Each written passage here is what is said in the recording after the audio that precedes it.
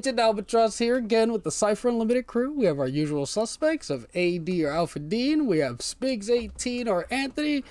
And Dean, what are we doing here today?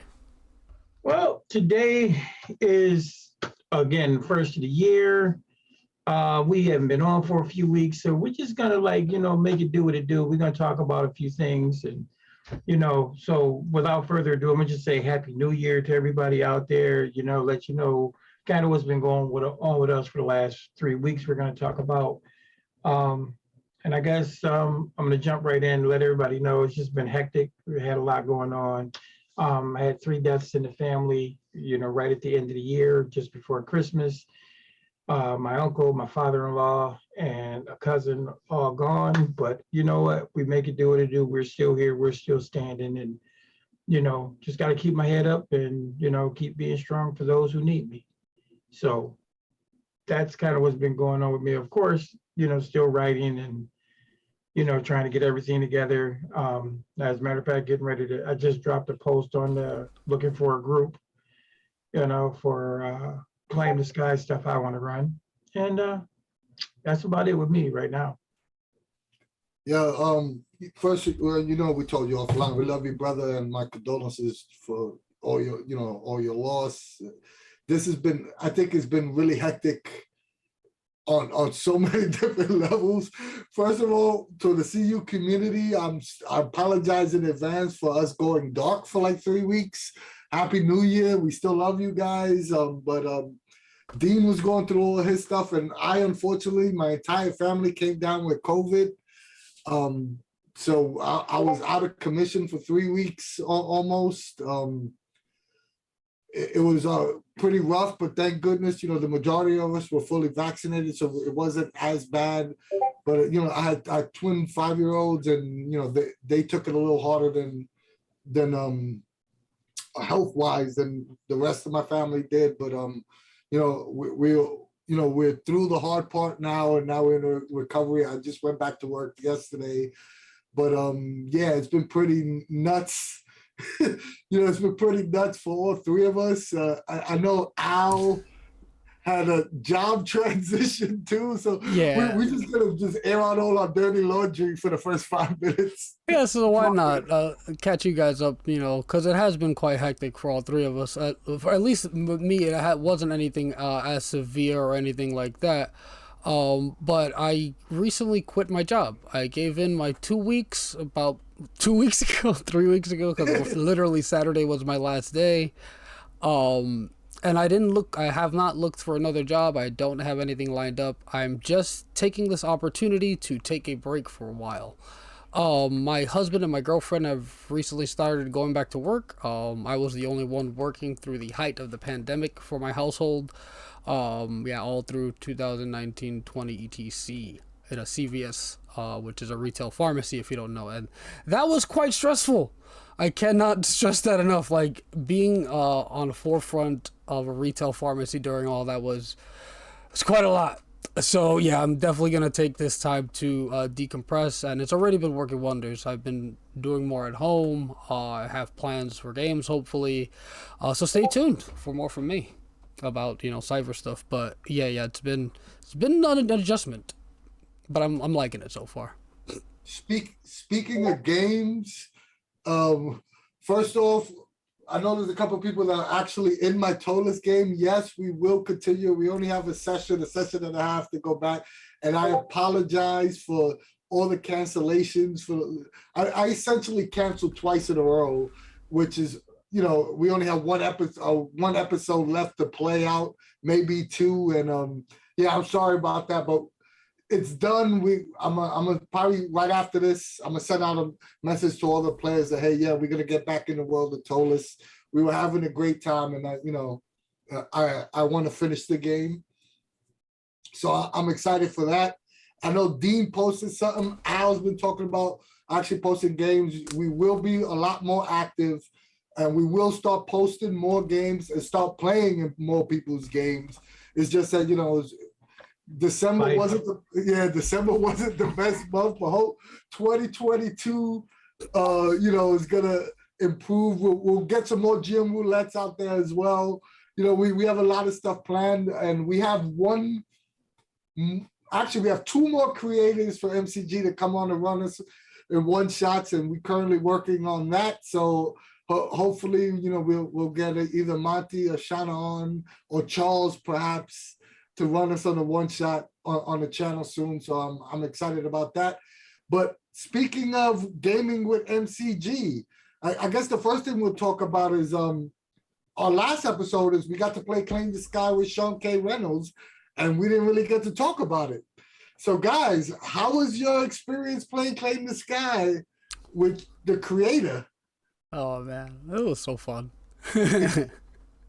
I didn't I was very excited about Claim the Sky when it first came out.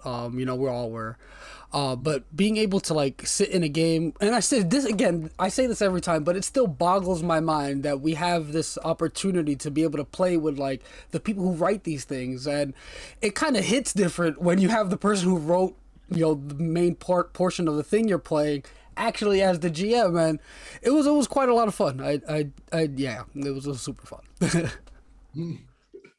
You guys, I'm sorry. I'm just saying, you guys already know how I feel about superheroes in general, and Cypher System and superheroes to me is a match made in heaven.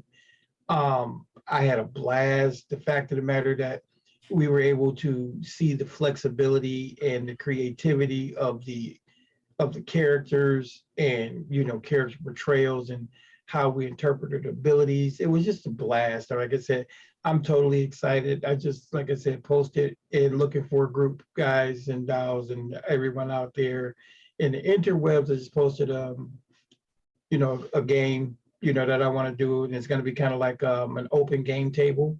So it's going to be continuous.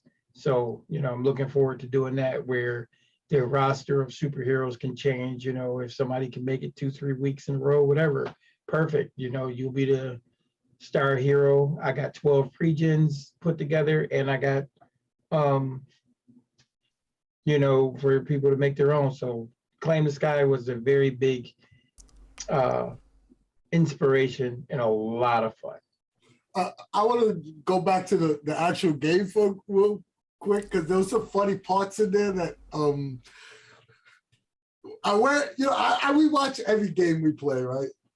Both of these guys know I'm very anal about our actual plays, and I always hate everything we do. But I didn't hate this, but I found something funny that we were forcing our house rules on Sean. If you look, there was a couple of instances I automatically, I know that you can't take your rest out of order, but we've been doing it since day one. So I'm like, okay, I'm taking my rest out of order.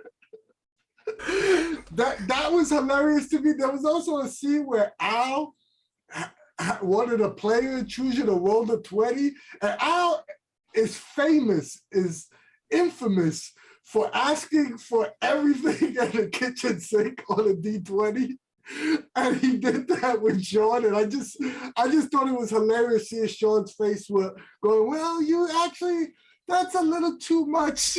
I remember the moment, but I don't remember specifically what I asked for. Do you remember? Because I don't. No, I don't remember the specifics, but it was just you being you. I remember doing it. I just don't remember the specific moment of what I asked for, but I do remember asking for something a little much with the 20. And also power stunts. It's one thing when you read something in a book, but then when you actually see it at the table, because this was my first time really, using the Claim the Sky mechanics in an actual game as a player. And I didn't realize how influential power stunts could be for your overall character in the long run in the campaign.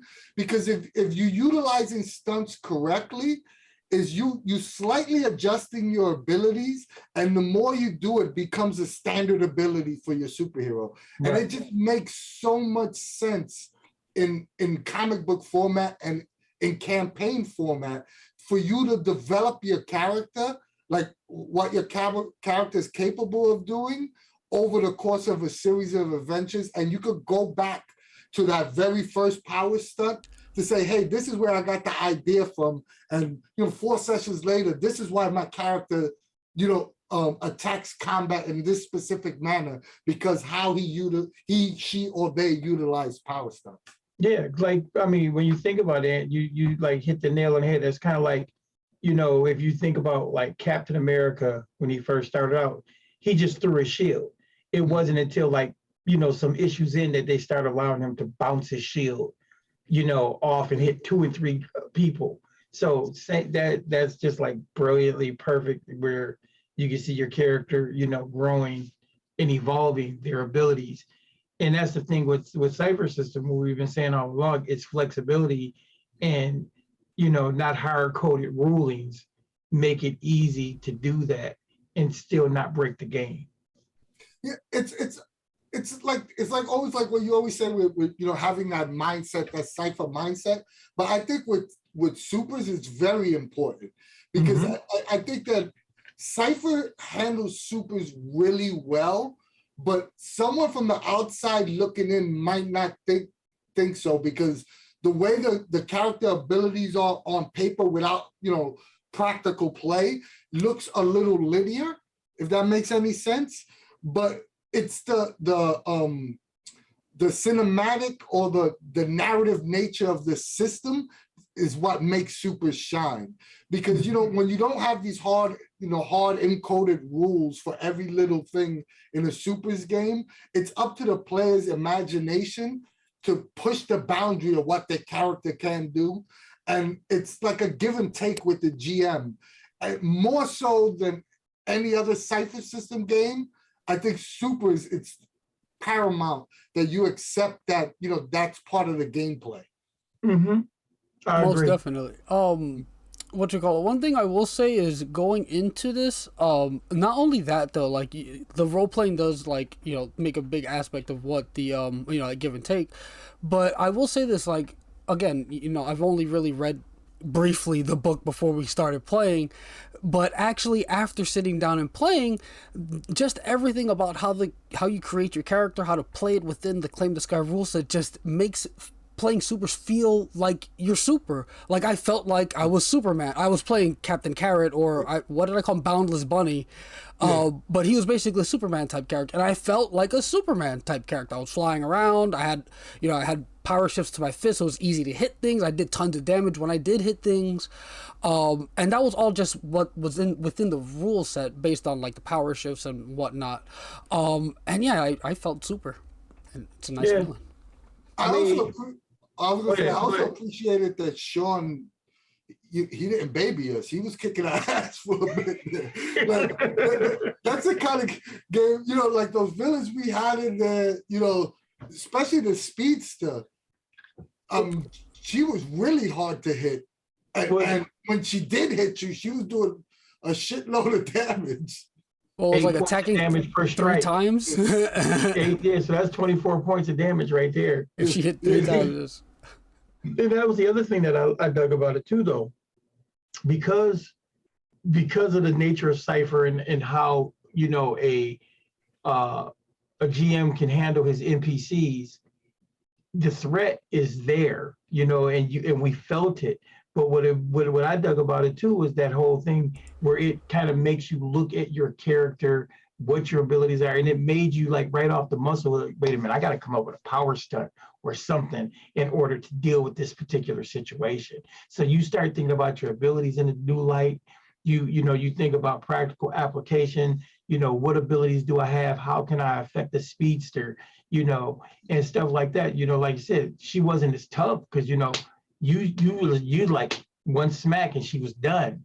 But it was just somebody being able to get their hands on it, which is like so cool. So yeah.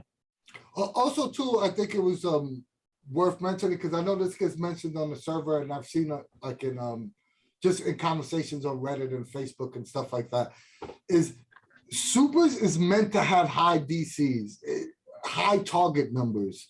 Like you can't be scared in a supers game to hit somebody with a target 8, 9, 10, 11. Like, that's why we're supers. You're supposed to be doing incredible shit. So you Right. impossible shit. So you gotta give them target numbers that are damn near impossible. So the players have a sense of satisfaction when they do accomplish something. And Sean was great at that. You know, like most of our target numbers were 7s and 8s.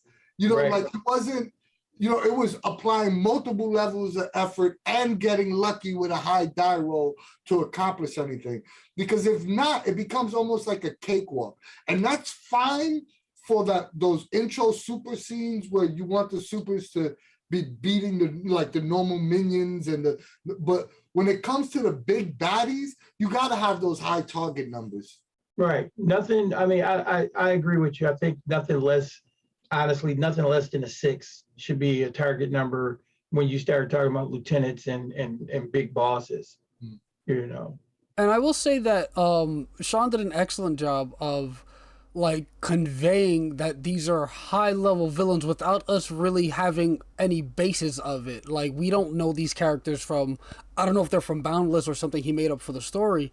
Oh, they both book. They were from the book. But it's cool as hell that, again, I didn't read that, but I still got this strong sense of, hey, these are important people or important NPCs, and it was backed up with how hard they were to deal with within the game. And it was just like, it felt very, I don't know what's the correct word to use here, imposing. Like the NPCs felt like scary. Like it was like I felt like I knew of their prevalence in the history of the town or whatever have you, just from our small interaction on how we described it and how forceful they were. It was also so well done within such a short period of time. It was just excellent. Also, too, Eric Frankhouse is, he's a great brother and we love him, but he's a high, I'll just say he's a high Cypher system skeptic, to put it nice. And I think even he was convinced, from his session that Cypher would handle supers well. And I think, we when we sat down to craft all these characters, he was skeptic about doing a Red Lantern, but he had the feel of the Red Lantern. I think Al had the feel of a Superman-esque style character. I think El Animal was Beast Boy. You were Beast Boy through and through all day. Yeah, there was nothing that Beast Boy couldn't do that I wasn't capable of doing with Cypher. And I just started watching Wheel of Time, so I actually know who Dean's character is now. But he seemed like a Doctor Strange-like style character. So I think we proved that you can pretty much create most of the iconic heroes in Cypher system, but like any other superhero game, you have to get it as close as possible as you can, but you can't, recreating identical characters is very difficult with any superhero game. And here's the other thing.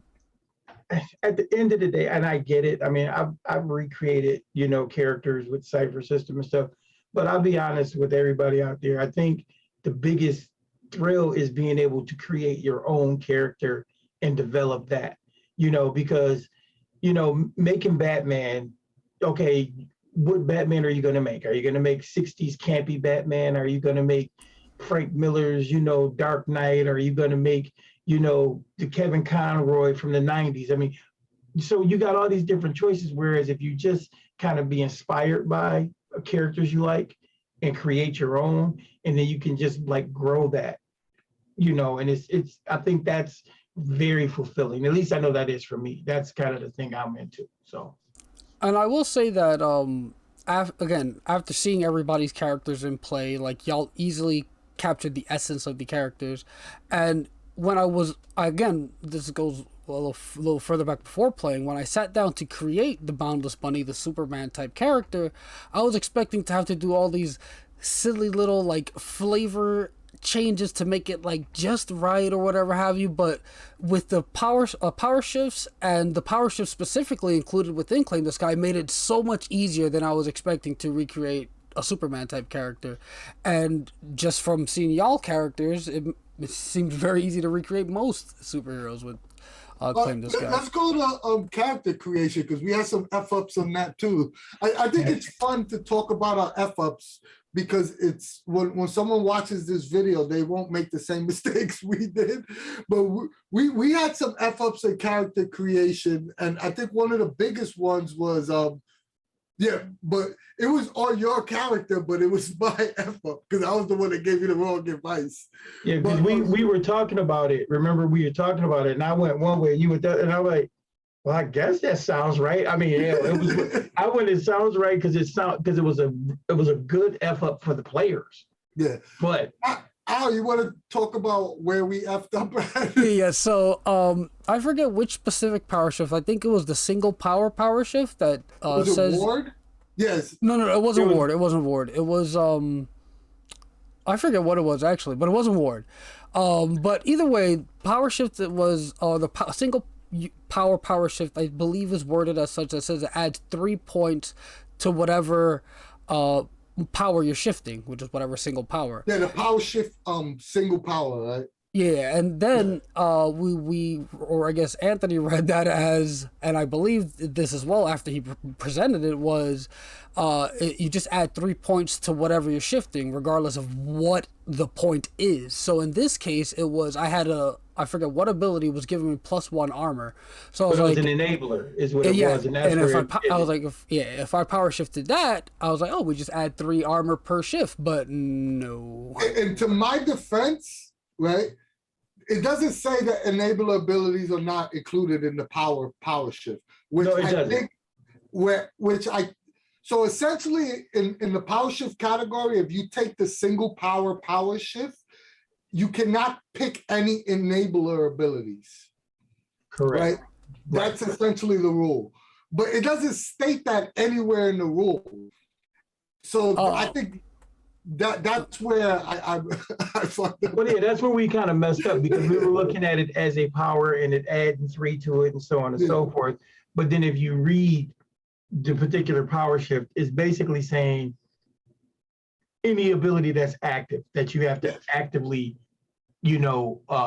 roll for or activate or whatever, those are the ones that get that bonus, So it's an honest mistake. It was a cool mistake. I mean, it would have been hilarious. Mistakes freaking happen. And right. The only way you learn is by making mistakes. But so just so people know that power shift, the single power shift doesn't apply to enabler abilities. But we had another ability. Wait. Before we move on, I will say this specifically about the single power shift or just power shift in general. Sean told us specifically after we sent him the characters, he emailed us back and told us like, hey, that armor thing is a little off. He specifically stated that power shifts, anything that adjusts ability or skill or whatever have you, it essentially boils down to a free level of effort. So if it doesn't really use effort or can use effort at all, then you really can't shift it. Because again, in essence, it's just a free level of I think another effort we did in character creation when we were making Eric's character, we should have gave him Ward instead of what was the ability he wind up with? Resonance field? Yeah, resonance field, because resonance field was a big for him because he had it only redirected damage. It didn't absorb damage. So and I think that's an interpretation thing because. But Sean is the one interpreting it. No, that's what I'm saying. No, that's what I'm saying. He interpreted it that way, but when you read the actual ability, it says it blocks damage. It'll block an attack. And then it says if you get a 19 or a 20 on it, then that way, then you can shunt damage back towards the person. So, I mean, I think at the table, it really would depend on who's running it and how they want to interpret that one. Well, because I tend to go with the guy who created the rules. If I'm gonna go with. So I will say this though if you read it. No, just that resonance field specifically says it uses your intellect instead of your might when it comes to these defense rolls. I forget, does it specifically say you take intellect damage when you take damage too? I'm pulling it up right now. But either way, the though, point I was trying to make in character creation, the reason why I think we should have went with Ward, because it more replicated the ability of a lantern to, like to create that shield. It was a force field, is basically Yeah. what it was. Yeah. I mean, I get what Anthony was saying. What I was trying,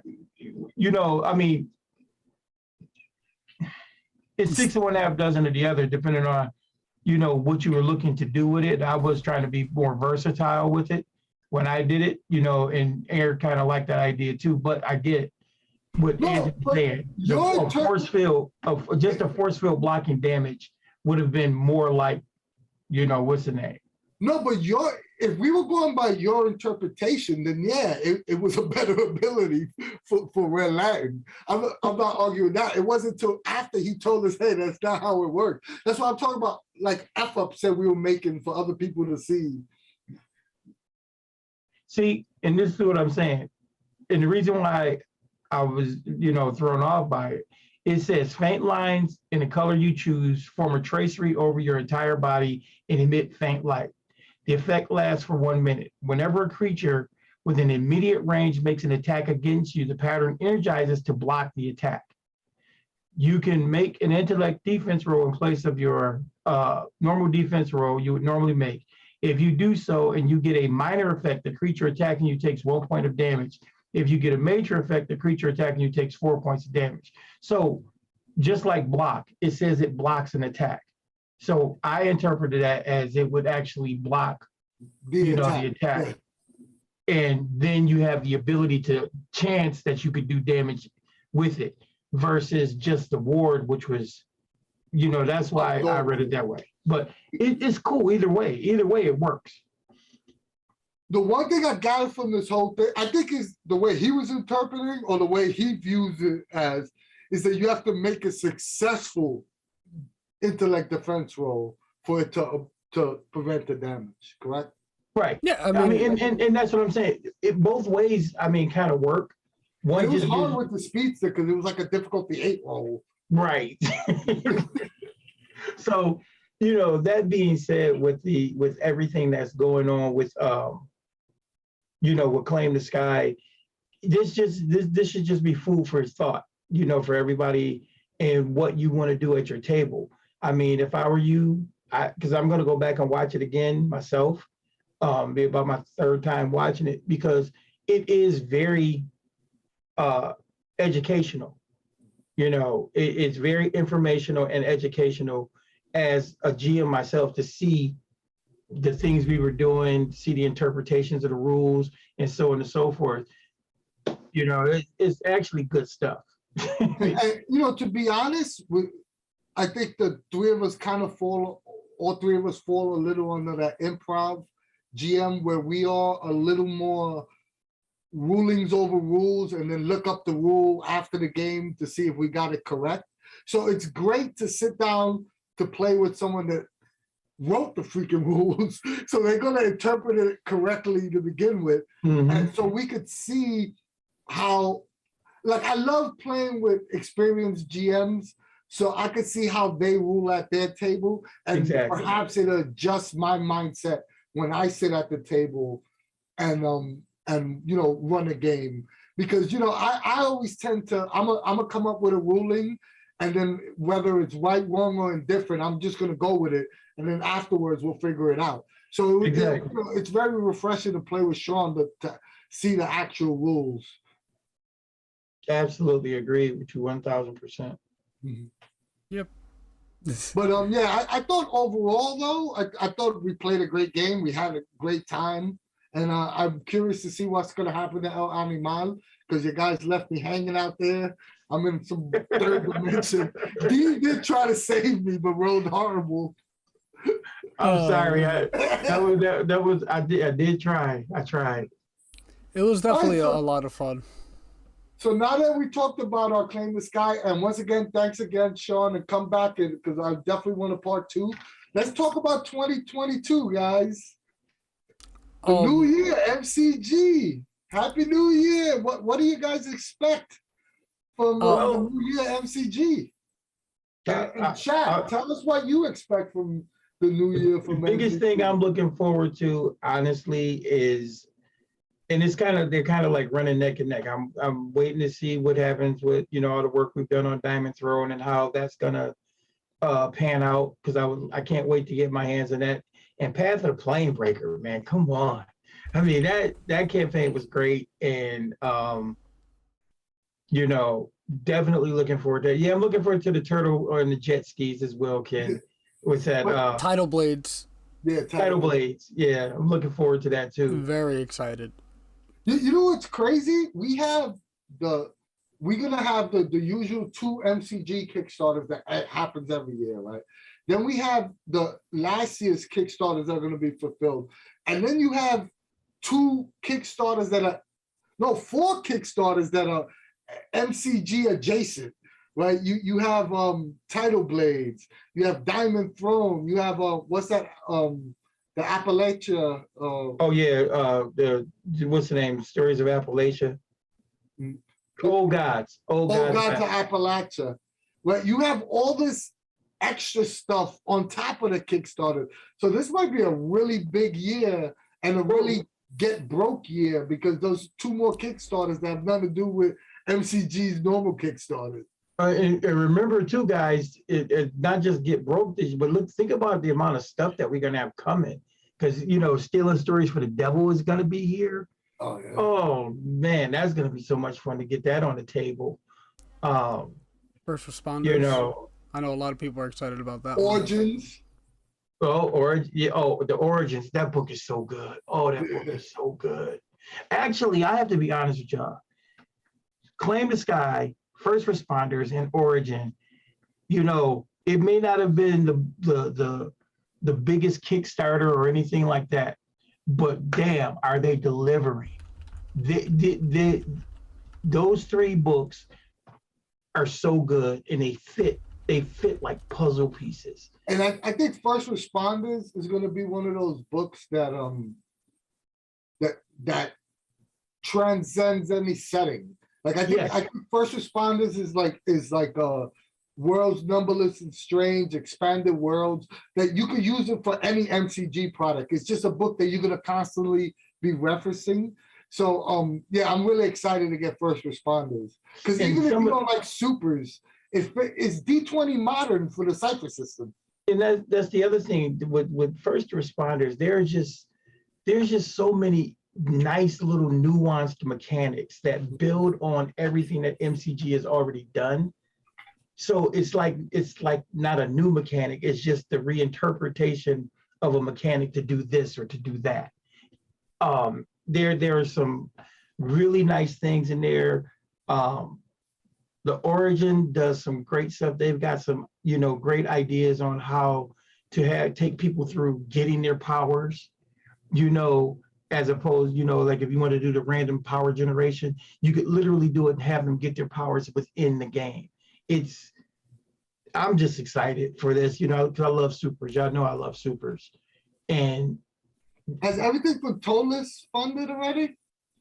Tolis, we're going to start getting all of our what's the names now. The booklets coming with the 3 adventures in it. I mean, they just released the Doctrine of Ghoul, but you're going to get the book with the 3 what's the names in it. The NPC deck still has to come in. No, NPC deck came in. No, was it the NPC? No, it was something else that they got. The intrusion deck, maybe. Oh, it might be the intrusion deck. Yeah, I know it's their intrusion deck. Mine's still in the plastic. I have to open it, but it's mine are up here on the desk somewhere. You know what else I have over here? My GM screen. Mr. Anti-GM screen. I mean, it's a pretty quality GM screen. Yes. And the card stock, and I love the fact that it's system agnostic. You can use it for 5e or Cypher, so it's a high quality GM screen. I have nothing to complain. I just don't like GM screens. Well, I understand you don't like that separation at the table, but I do dig it because it is completely informational. It's all informational. You don't need to worry about it being for whatever game. All right, so I have a question for your 2 specifically and chat. Right. Here's my question: what are 2 predictions that you expect for MCG this year. One that's realistic and one unrealistic. So we'll let Al hasn't spoken for a while. So chat, if you guys could think of any expectations, a realistic one or an unrealistic one. So we'll go with realistic first. All right, so I got a pretty realistic one. I'm pretty sure it's gonna happen, but I would love to see more MCG authors GMing on our channel. I would absolutely love that, and I'm positive it's gonna happen. So that's a pretty easy one, and yeah, I'm actually super duper excited to play Stars of Fire if Bruce comes on, or what is it? We're all mad here if Shauna comes on, or whatever have you, Patolis or whatever if Monty comes on. But yeah, that's one realistic expectation that I'm pretty certain is gonna happen. As far as unrealistic, I always say this and I'm going to keep saying it, Magical Girl. I hope they kickstart some sort of magical, like, anime high school type thing. Maybe not like a Sailor Moon thing, but they transform into something, maybe even a Power Rangers type thing, because it's kind of the same vein where they're a normal person, they transform. Not necessarily with the mechs or anything, but just teenagers who transform into superheroes or superhero-like people, which is like Unmasked, but I would like to see it more fleshed out in a on like a high school setting specifically. Yeah. David put he put up some good ones. He said a cyberpunk realistic, more invisible sun contact unrealistic. Okay, so a realistic expectation, something I think is gonna happen. Sorry if I stole yours with saying that they're gonna GM. No, you know what? Actually, the most realistic one, we're gonna have Sean and Charles battling for the #1 slot as far as who comes on the show the most. That's my realistic one because I know they're gonna go at it. You guys both gave cop-out answers. My realistic one, and I have no behind-the-scenes information, but this is what my gut feeling is going to tell me, is similar to what Al said, but my realistic one is that we'll see 3 more Cypher books, setting books, in this year's Kickstarter. And the reason why I think that, and I could be wrong, and we'll look at this a year from now and say I'm a freaking idiot, but the reason why I say that is because I really think that they want to produce a bestiary for the core Cypher system, and that's the one way they can do it. Have it as a stretch goal. So, and I know for a fact this is no secret, but Charles has told us that he really wants to do a Mad Max style game in style setting book in Cypher. So I also think that this is one of the reasons where, and also the setting Cypher books have always been successful Kickstarters. So that's my gut feeling, my realistic, that's going to be one of the Kickstarters.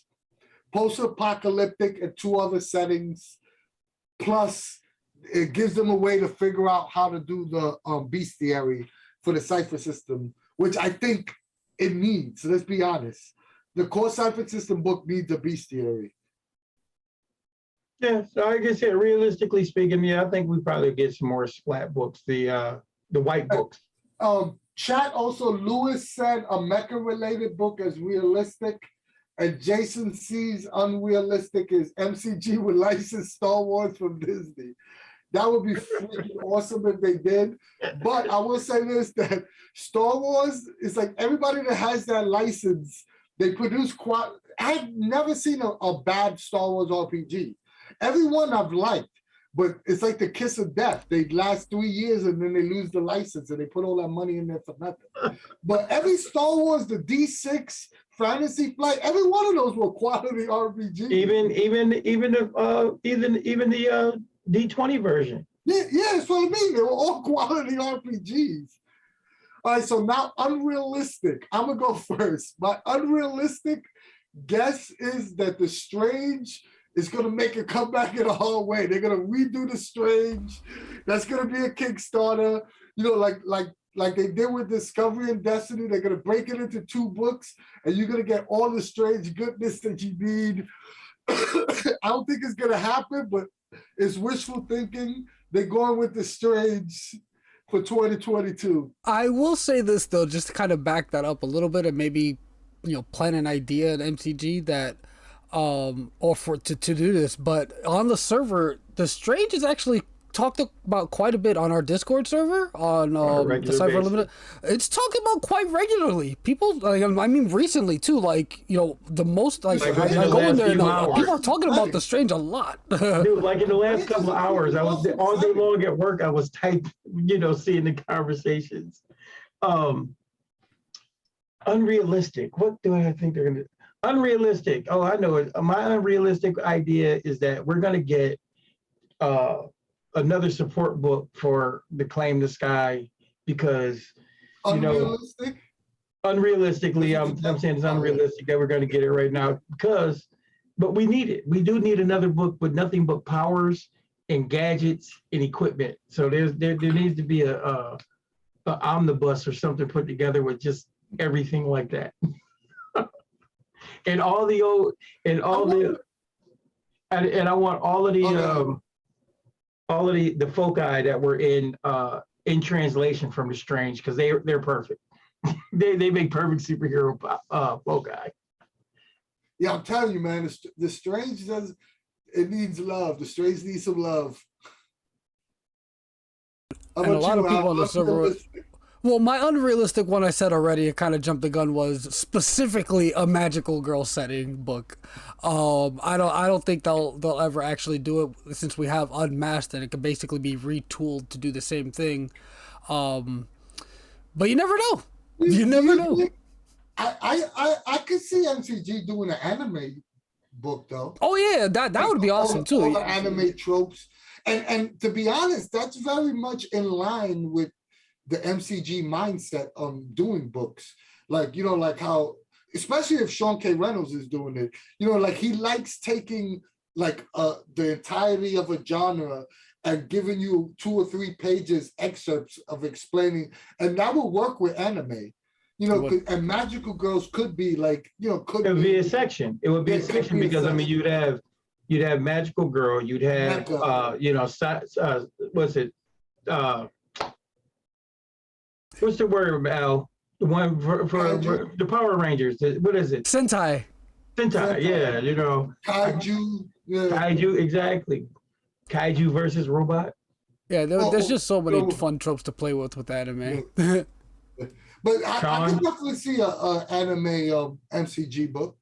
Sean, you heard it. You heard it here first. Get your pen out. Start working on it. Yeah, and that's up his wheelhouse, because he excels at those like those overall like I don't know how it's kind of the aesthetic going with the last. Well, you think about every genre has its own unique subcategories. Yeah. And that's kind of what it is, like what he did with Claim the Sky, like he did with Stay Alive. Yeah. Stay Alive is brilliant. I still love that book. But I do think there's going to be I mean, we have no proof, but I'll bet my left nut that there's going to be a post-apocalyptic setting. Well, Charles has talked about that. Yeah. And it is a popular one. Like, that's a very commonly played in setting. I mean, Numenera and The Strange both have some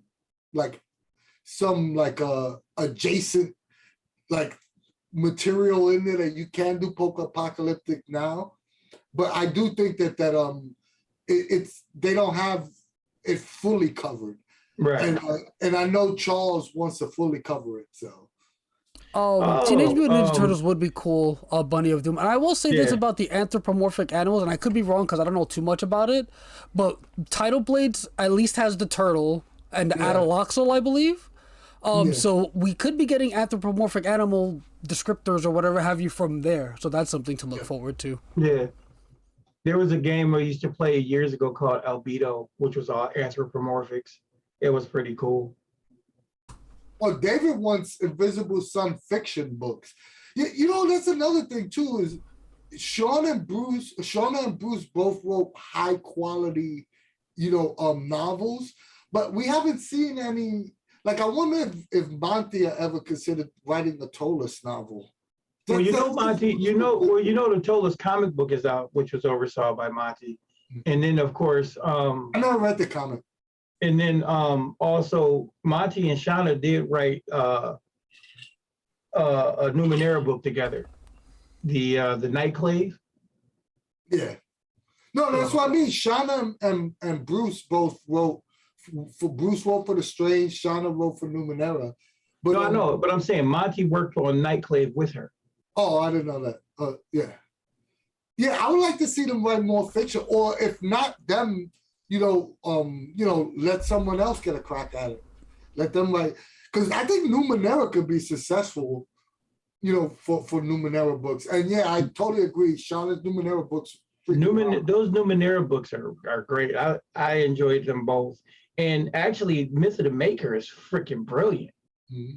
It Poison really Eater was dope. Huh? Poison Eater was dope. Oh yeah, Poison Eater, yeah. But Myth of the Maker, I love that book.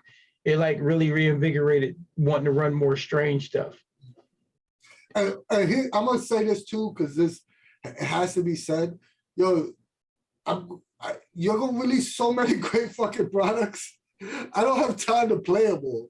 It's kind of upsetting. I literally own every MCG book, and I look at like the Numenera books. I don't have time to play any of them. Like all all the 2D books, like they all cool, but I don't have time. There's not enough time in the day. I have a family. I got a job. Trust me, give me a break. Give me like an 8-month gap so I can catch up to play it. Trust me, I feel your pain, Ant. But like I said, that's why I took the plunge and just like threw it out there for Claim the Sky. I gotta run supers and I gotta run. That's the problem. In order for me to touch every game, and this is a good complaint to have. I know this is like first world complaints, but it's like. I have to run one shot. I can't run a campaign because every time I pick up something like I'm doing a 4-shot Tollus, right? And it's great. It makes me want to run more Tollus. But then I look at Claim the Sky, right? And then I look at Stay Alive. And then I always want to go back to Numenera. I want to go back to The Strange. I look at, even on what you call it, Godforsaken, Gods of the Fall. Gods of the Fall is one of the sweetest settings. I just don't got time to play any of this crap. And basically, that's what I'm doing this year. I'm just saying, you know what? I need a campaign. I haven't run one in so long. I'm going to do it. And that's why I'm doing it there. But then, 6-8 months down the line, after I get a little bit of that out of my system, I'll pick something else up. But that's why I said I'm going to just start focusing in on one thing and trying to get, stuff done. Not to mention Invisible Sun. This is actually a pretty good. Oh, go ahead now. No, I was just saying it's actually a pretty good segue. I don't know if you wanted to talk about this, but our own personal expectations for 2022. Like, what do we expect to do for ourselves as far as gaming and whatnot goes? And that's an excellent. You all have excellent ones. Play more games, especially me with I just quit my job. I don't know when I'll be looking for another job. I do want to be running more stuff or even playing in more stuff. I feel like the past year, or I guess 2 years now, because it's been like 2 years since all this pandemic stuff kicked off, and I've been at CVS and just didn't have the energy to do anything after getting home from all that. So now I actually want to take advantage of that in 2022, at least the beginning of it, and potentially run more stuff, play more things, at least for myself for 2022. Well, I know for me, I plan on, I got a lot of writing to do. That's all there is to it, because a lot of things have been inspired.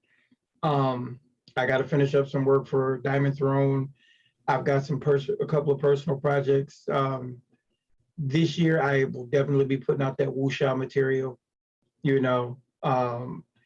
It's like I said, just ideas keep rushing in, new thoughts, new things to put out. So we'll be doing a lot of writing, and trying to make more appearances on the CU. I definitely do. This is just speculation. We have no concrete plans or anything. I do want to potentially have one or two more shows a week now that I'm not really doing anything else. Whether it be actual plays or just small, like maybe even smaller talks than our normal talks. But yeah, well, that's hopefully another thing we can do going into 2022. All right. With me, before I even go to mine, somebody I forgot. I think it might have been Jason. He wrote about we all mad here how it seasonal play. Absolutely right. I played as a player both times. I've never run it. Fantastic game. It's another game. That's my point. It's another game that I don't get to play. But on a personal level, I want to run a campaign this year. I've it's been a long time since I've ran a campaign, so I don't know what system or setting I want to. I know what system I'm running in it, but what setting I'm gonna run it. I have no idea. It might be Claim the Sky, but I always have a love for horror or fantasy, so I want to possibly do some dark fantasy. But I definitely want a campaign. As for the channel, I agree with Al. We really need to pick up our work output and put out really concentrate on putting out some more high quality videos, some actual book reviews, book breakdowns, which we've been promising and we haven't been doing. I want to do that. Want to put some more actual plays out there. We want to put some more get some more high quality interviews. I'm usually the interview getter guy, and I've been like slacking. So I'm gonna really pick up the pace and hopefully get some really big names. Maybe not Cypher related, but gaming industry related. Get some bigger names on the channel so we could chat and talk to about gaming. I'm really excited about that. But me, Al, and Dean got to sit down and figure out a game plan. But we definitely want to produce more content than once a week. Absolutely. It's I think definitely we on all the agree on agenda. that. And I will say this, that you mentioned dark fantasy, just because I want to mention it just to get it out in the open. I do want to work more on, for as far as goals for 2022, I want to work more on my Darkest Dungeon inspired setting, supplement, whatever you want to call it. And in that vein, y'all talking about long campaigns or whatnot, I figured I might start a West March type thing, or like an open format. You just come in and out whenever players can get together to play, where they expand the town and I get to see how the rules I'm writing for expanding the town work out. Basically, play test this stuff out, and look out for that because I will be needing players hopefully. Well, I think we all got on the same sheet of music. And Anthony, that might be a way to get your feet wet with other stuff. Is do like I'm doing. I put it out there today that I'm going to run every other weekend. And mine is basically an open table for supers. You can come in, pick up a superhero. You can use one of the pre-gens that are going to be staples in the world, or you can create your own. You visit in the city or whatever the case may be. Anthony, maybe you want to take it, to that step where you do like a dark realm. Adapt like was it the Demon Lord, Shadows of the Demon Lord, or something like that. Something real cranked out. And just run it, the same way, open table, and Al, same thing. If we do open tables, it kind of fills our niche for that campaign, but it also gives us the flexibility to kind of keep it episodic if necessary, and so on and so forth. So Yeah, that's a thought process. Yeah, that definitely sounds interesting.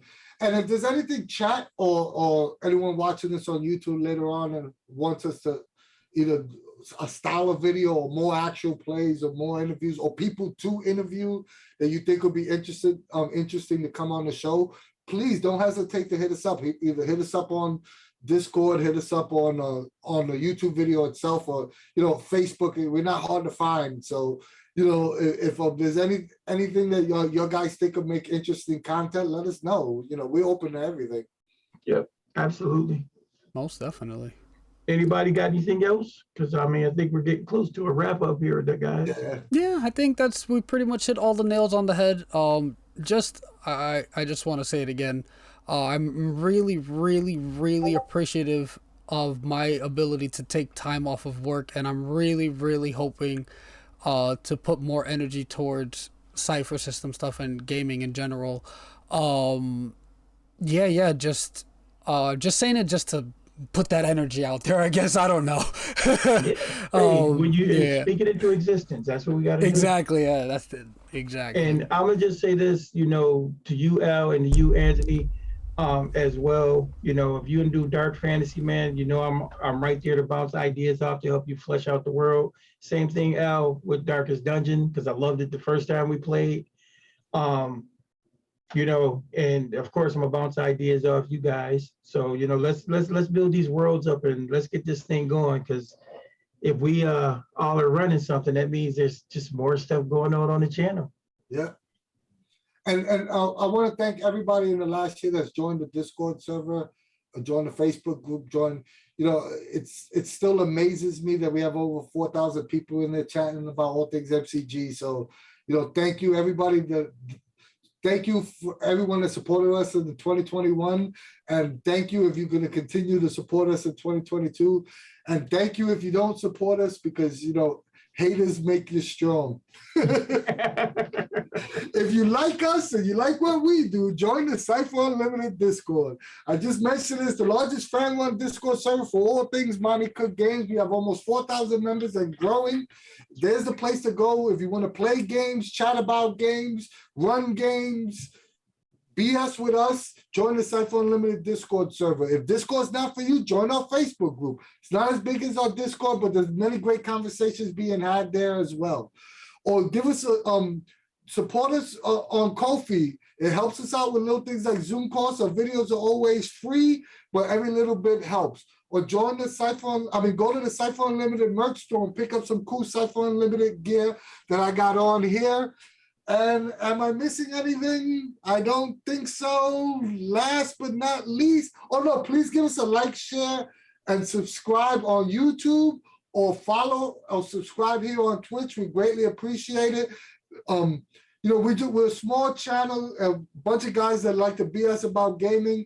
So if you support us, and want to show us some love, we'll greatly appreciate it. And last but not least, we love you guys. I will say this just because Ken said something about capes. I have to talk to my husband about it, but if we can get blank capes, since he works at a print shop, I think we can get him to print on them. So it's actually taking steps towards completion. This is not just talking nonsense. We actually might put out a couple of limited edition capes. You guys do know that Monty said he will wear one of our capes. Remember, we have him on camera saying we should get one. I want one with the GM roulette symbol on the back of it anyway. I want one with everything that's on the play mat, so I could go like this and read the rules. But either way, I got to discuss it more with my husband, but it does seem to be an option. We just got to find blank capes to print on. But that's another talk for another time. But thank you guys so much for coming on. It's been a blast as usual. Or not coming on, for watching, guys. You guys always come on. But thank you guys for coming on. It's lovely as usual to talk to y'all. Thank you again so much for watching, guys. We'll be back next week. I'm not quite sure what we're doing or talking about next week, so stay tuned. And if you missed the beginning of this video, it will be on YouTube tomorrow. So be sure to check it out and share it around when you can. Thank you again. And from us at the CU, we will see you later. Bye, guys. Yeah, have a good night, everybody.